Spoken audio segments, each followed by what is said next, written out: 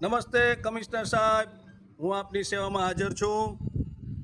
તહેવાર પૈતા તમારો તહેવાર સારો ગયો છે, મારો તહેવાર પણ સારો ગયો છે।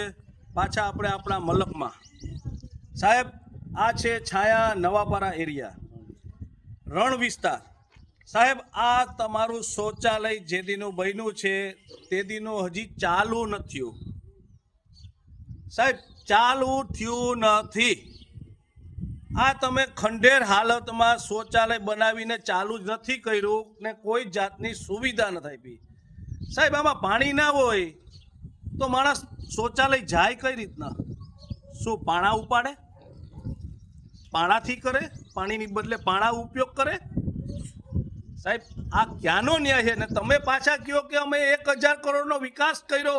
આ કયો વિકાસ છે? આ વિનાશ છે સાહેબ, આ વિનાશ છે।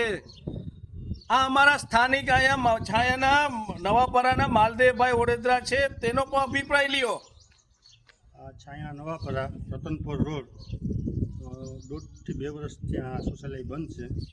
એક શૌચાલય આગળ મારુતિનગરમાં બંધ છે, આ શૌચાલય નંબર 2 આ બંધ છે। નવાપરામાં અમારા વિસ્તારના અંદર 13 નંબરનો વોર્ડ આવે છે। એમ કે ભાજપનો ગઢ, તો આ ભાજપના ગઢમાં જ ગાબડા છે। તો સાહેબ, જુઓ તમે સ્થાનિકોની